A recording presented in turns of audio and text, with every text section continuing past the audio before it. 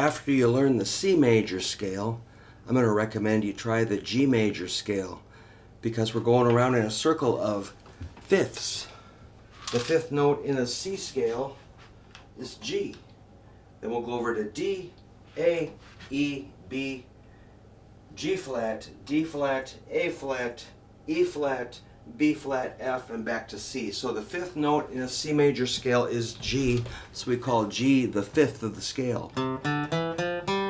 1, 2, 3, 4, 5. That's a G. This G major scale is pretty simple. Just G, A, B, C, D, E, F sharp, G. So there's one sharp in the G major scale. Otherwise, it shares all the other notes with the C major scale. So there's a lot of overlap. Don't let that trip you up. The easiest way to play G major is like this.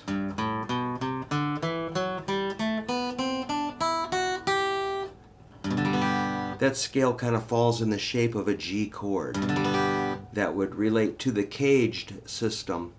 So G is like, or that'd be like pattern 3. So that's G, A, B, C, D, E, F sharp, not F. That's the only difference. Then G.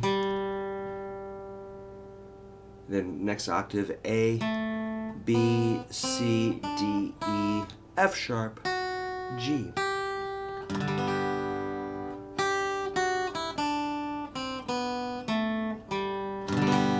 Next, you can move up and do something like this. I start with my middle finger.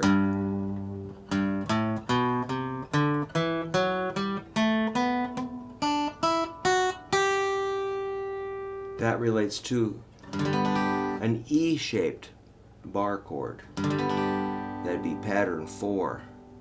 Let's see. Next, we do something like this.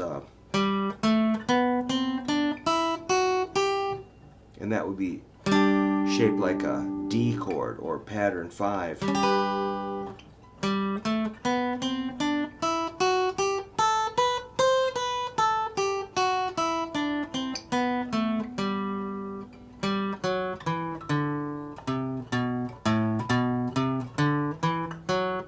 That one's kind of messy.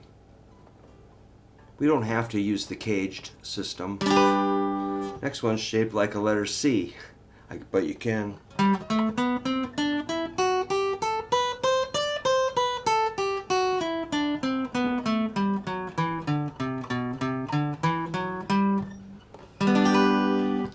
It's like a C shape. That one's kind of difficult. Next one's shaped like an A.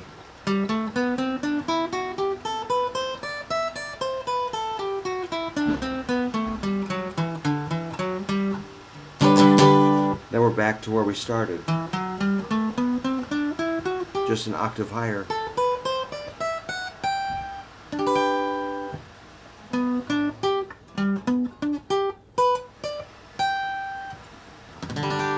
And you can do it any way you want if you want to.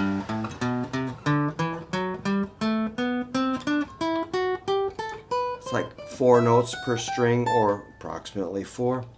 Or you can do a hybrid scale using some open strings. Or just one string.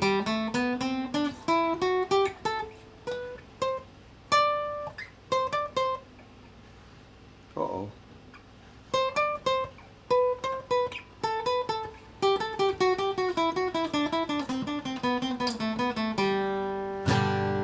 Any way you want to do it. Just find those notes, G, A, B, C, D, E, F sharp, and G. They're all over the neck. Don't just find them in one little spot. Get the whole neck. If that gets boring, do it with your eyes closed. So scales, don't just do scales, but it's just part of your practice. Scales will make songs easier to play, and they'll help you explain harmony, chord formulas, arpeggios, any musical terms, you can kind of trace them back to a little bit of scale business, or many musical terms. As far as a musical theory discussion, the scale would be something that we assume the other person knows about. You know, if you're going to talk about music theory and not know a major scale, it's going to get pretty,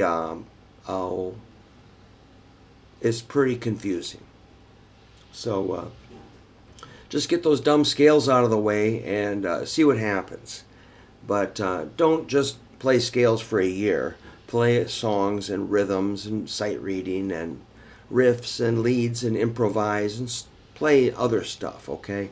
But make sure you got the basic scale thing nailed, and then we'll have a common knowledge between us there, and we'll be able to, communicate better. That's really what it's about.